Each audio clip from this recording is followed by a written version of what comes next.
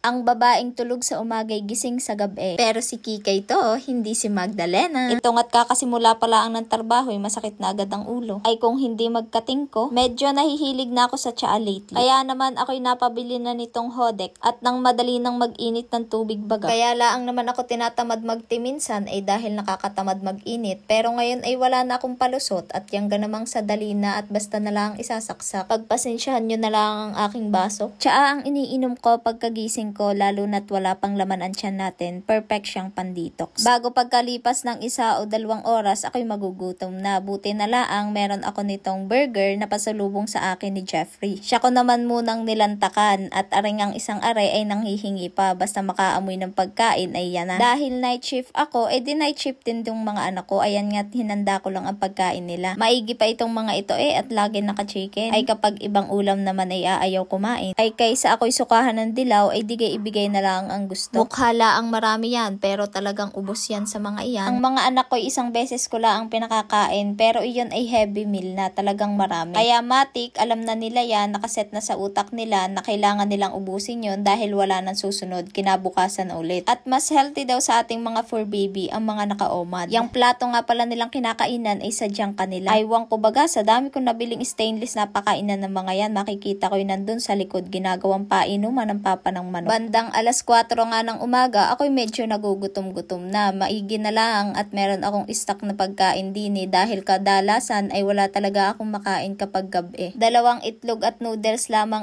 panamana. Ari naman ay hindi lagi-lagi. Kapag laang talaga no choice at walang makain at napapaibig na mainit na may sabaw, ay di aring noodles ang aking natitira. Electric cooker lamang ang aking pinaglutuan at nang mabilis-bilis. At talaga namang sa totoo lang ay pasal na. Ito na ang last meal of the day ko. Of the day ha. O siya, ikaw gay kumain na. Kung hindi ka pa kumakain ay di ako'y iyo ng sabayan. Ari lamang ang ganap ko for today's video. Kaya naman bye bye!